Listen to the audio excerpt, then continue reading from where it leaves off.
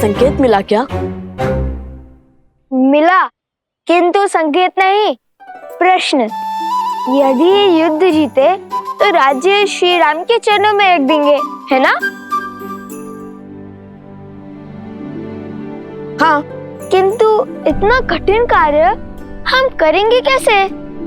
राज्य में बसे घर, वन, उपवन, नदियाँ, गौशालाएं सब उठाकर कैसे धरेंगे श्री राम के आगे? चलिए मान लीजिए हमने हनुमान जी की बातें राज्य को अपने कंधों पर उठा भी लिया, तो भी लेकर कैसे जाएंगे? और मान लो जैसे तैसे ले ही गए, तो क्या इस राज्य को अयोध्या के ऊपर ही रख देंगे क्या? ये प्रश्न भी श्री राम के लिए बचा के रखूं। हाँ, यही उचित रहेगा। कह देंगे कि हम तो प्रण से बंधे हैं, हम तो राज्य ले आए। अब आप बताइए, आपके चरणों को राज्य पे रखे या राज्य को आपके चरणों पे रखे? तुम क्या सच में इतने मूर्ख हो? नहीं, पर भूख से ध्यान भटकाने के लिए बात ही बना ली।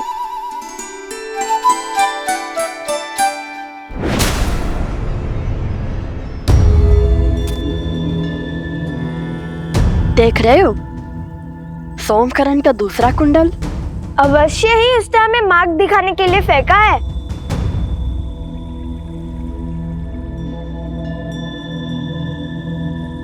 काश!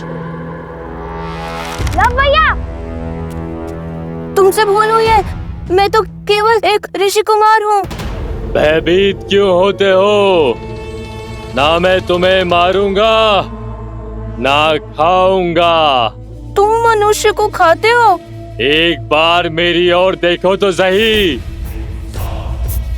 जान जाओगे कि मैं क्या क्या खाता हूँ और क्या क्या करता हूँ।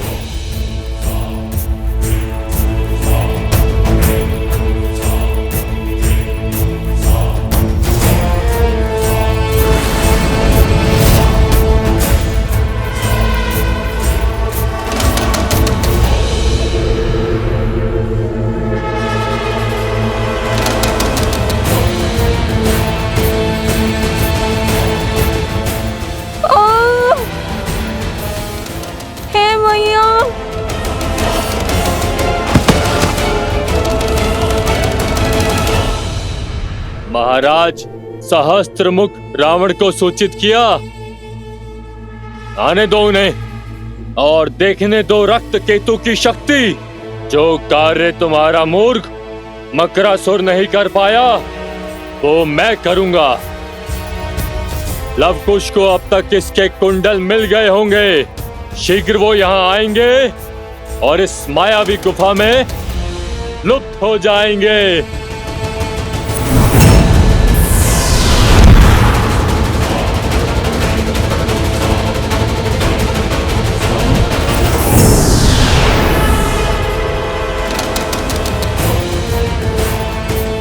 इस गुफा में प्रवेश अपनी इच्छा से होता है, किंतु निकास मेरी इच्छा से।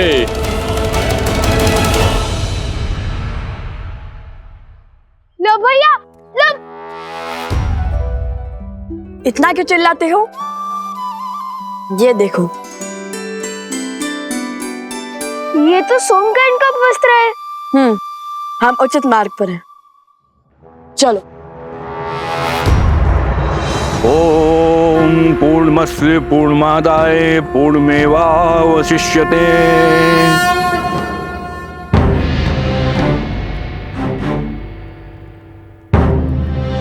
मेरे साथ बोलिए, आदरणीय पूर्वजों, आदरणीय पूर्वजों, पंचद्रव्य की ये अंतिम आहुति स्वीकार कीजिए। पंचद्रव्य की अंतिम आहुति स्वीकार करें। हम इसे सच्चे मन और सम्मान के साथ आपको अर्पित करते हैं। मैं इसे सच्चे मन और सम्मान के साथ आपको अर्पित करता हूँ। इसे ग्रहण करें। इसे ग्रहण करें। पितृ इस दुविधा में कैसे सहायक होंगे?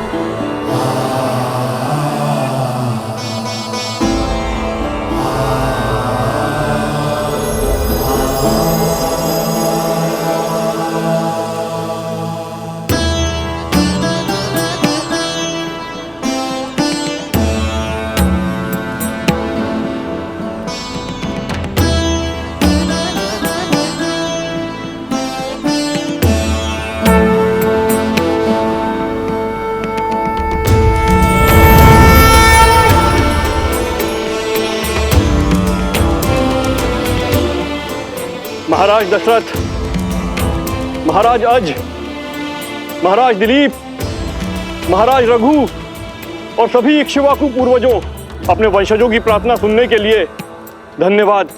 आपके कुल को आपके मार्गदर्शन की आवश्यकता है।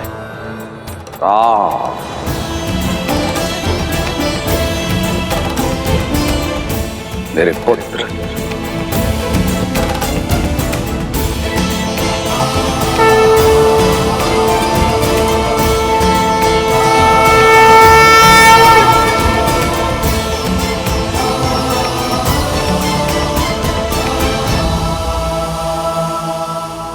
प्रणिपात पिताश्री।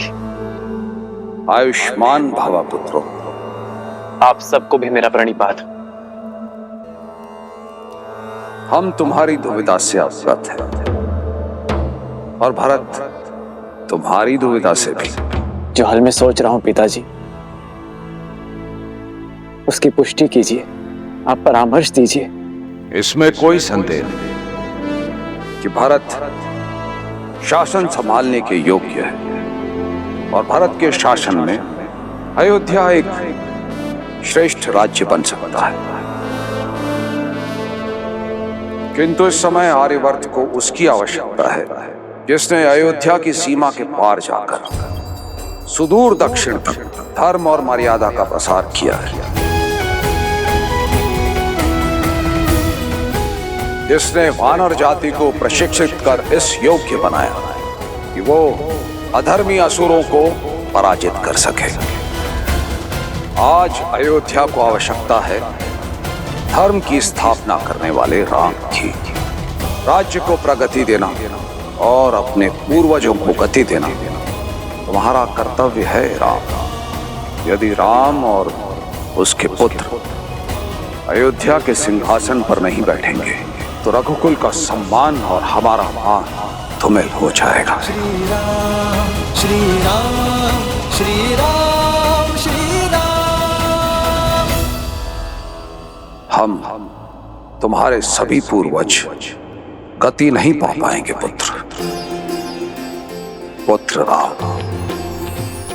हमने तो तुम्हें उचित मार्ग दिखा दिया,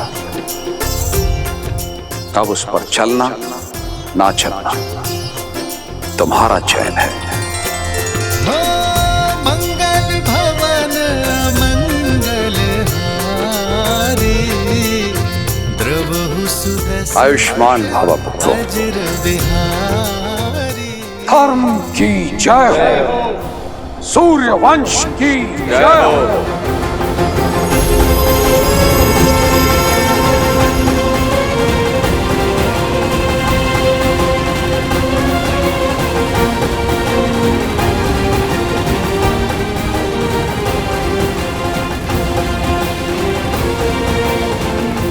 भैया,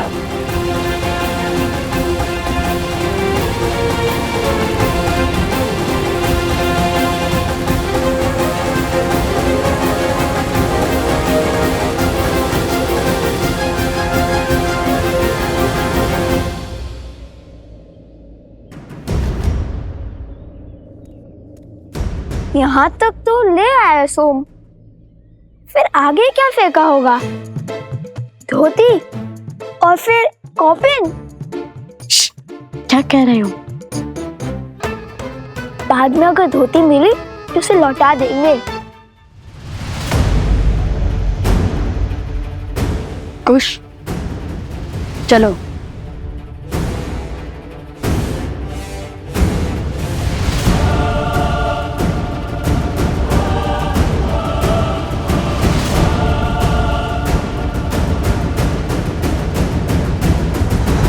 जानता हूं कि तुम परिस्थितियों के पाश में उलझे हुए हो राम, किंतु मनुष्य को अनगिनत कर्तव्यों में से सदा सबसे पहले सबसे महत्वपूर्ण कर्तव्य को प्राथमिकता देनी चाहिए। जो सबसे आवश्यक है वो दायित्व निभाना चाहिए। ये पितृयज्ञ करवाकर भरत ने मुझे अपना कर्तव्य स्मरण करवा दिया है आचार्य। मनुष्य का हर कर्तव्य पुत्र शब्द में छुपा है। जो पुत्र अपने पूर्वजों को पू नाम के भयावह नरक से ना उभारे, उस पुत्र का जीवन अधूरा है। और उसी अधूरे जीवन को पूर्ण करने के लिए आपका दूसरा विवाह आवश्यक है।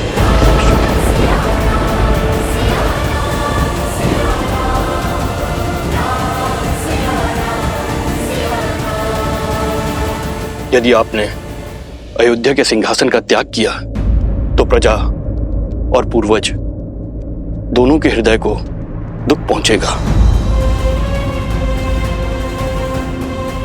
मेरे कथन पर विचार करना राम।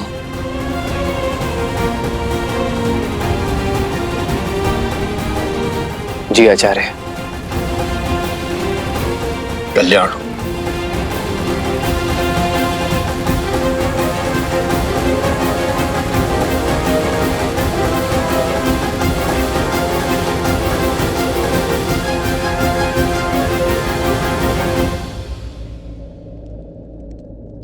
प्रभु, संसार को उभारने वाले प्रभु श्री राम आज स्वयं किस धर्म संकट में फंस गए हैं?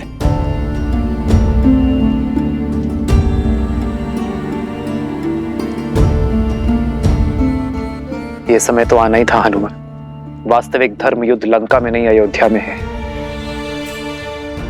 मैंने अपना कर्तव्य निभाने के लिए सीता का त्याग तो कर दिया, अपने हृदय से सीता को दूर कभी नहीं कर पाया। कारण चाहे जो भी हो, यदि आज मैंने दूसरा विवाह किया तो ये समस्त समाज इसे अनुचित उदाहरण मान स्त्री के विरुद्ध अन्याय करता रहेगा।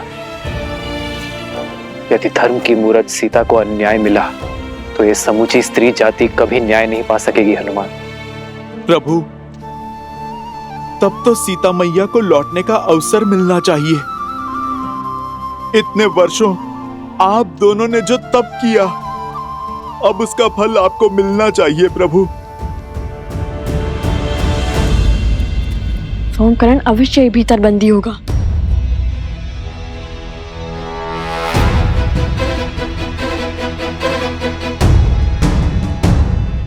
प्रभु, क्या माता को अभी भी नहीं लौटा सकते?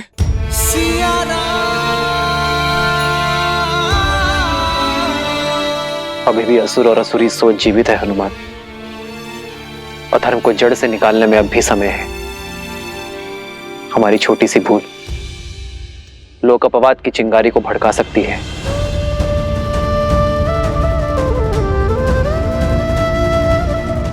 जब तक हम राक्षसी सोच को नष्ट नहीं कर देते, तब तक मैं अपने व्रत और तप से डिग नहीं सकता हनुमान। और तब तक मेरी सीता और संतान अयोध्या नहीं लौट सकते।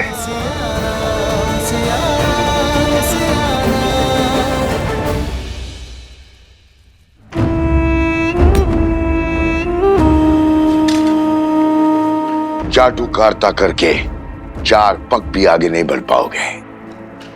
उठो और क्रोधित मत करो मुझे। सिंह समझकर बकरी उठा लाए हो मूर्ख। भूल तो हुई है, फिर सोचा ले आए ही हैं तो उन तक पहुंचने की सीढ़ी ही बना लेंगे। अद्भुत। अब तनिक मकरासुर की योजना स्मरण कराना मुझे। मौन क्यों हो? बोलो। सीता को बंदी बनाकर लव और कुश को अपने पास बुलाएंगे। यही तो समस्या है असुरों की। अहंकार में चूर होकर बुद्धि से ही मुख मोड़ लेते हैं, विवेक का उपयोग ही नहीं करते। बस, मैं कोई साधारण असुर नहीं हूं जो संसार से दूर नदी के तल में जीवन बिता रहा हूं। मैं रक्त केतु हूं जो आज उन बालकों का संहार करेगा, आपके भ्रम को तोड़ेगा। इस मायावी गुफा में एक बार प्रवेश किया तो निकल नहीं पाएंगे वो दोनों, और इस गुफा को बिना दिव्य अस्त्र के भेदना असंभव है। शत्रु पर वार करने से पहले उसकी पहचान जान लेना आवश्यक है, रक्त केतु।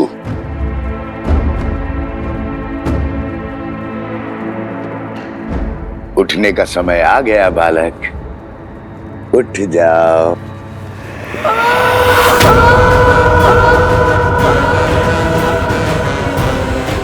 ये तो सोमकरण की ध्वनि है। कुश, वो अवश्य ही भीतर है। तो उस ओर जाकर देखो, और हाँ, केवल संकेत की भाषा में बात करना।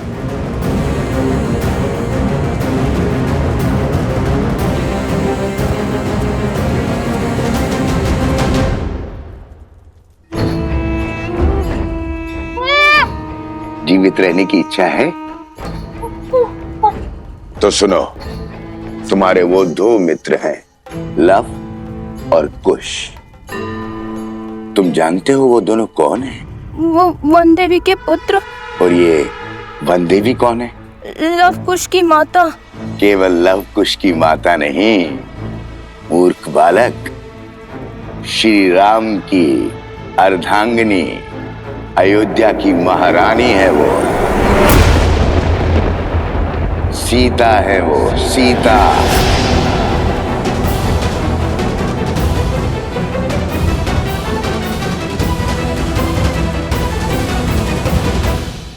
अब यदि मेरा कहा मानोगे तो जीवित छोड़ दूंगा, अन्यथा नहीं नहीं नहीं नहीं नहीं। तो जो कहूंगा वो करोगे ना? हाँ हाँ हाँ।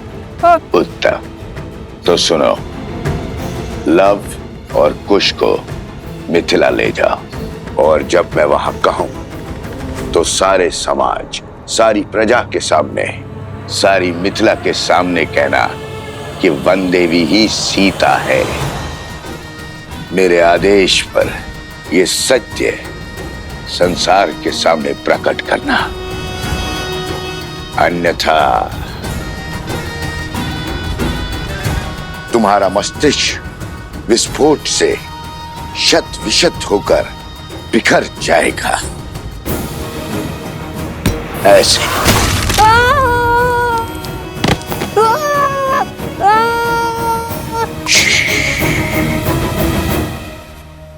चिल्लाओ मत। सोमकन, जा, तुम मुक्त हुए। जैसा कहा वैसा ही करना। जाओ।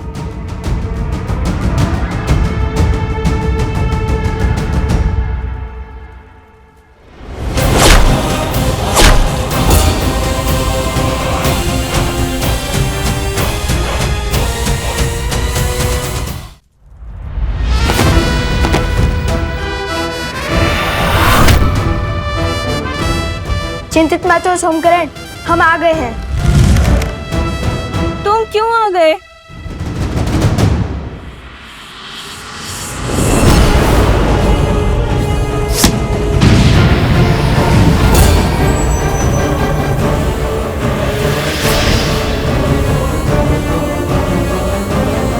मेरी गुफा को भेज दिया, ये कैसे संभव है? जो धर्म के मार्ग पर चलते हैं, धर्म स्वयं उनकी सहायता करता है। तुम्हारे इस मायावी गुफा को भेदने के लिए महाराज जनक सहायता दे चुके हैं, और ये उनके दिव्य तुनीर से निकला हुआ दिव्यास्त्र है।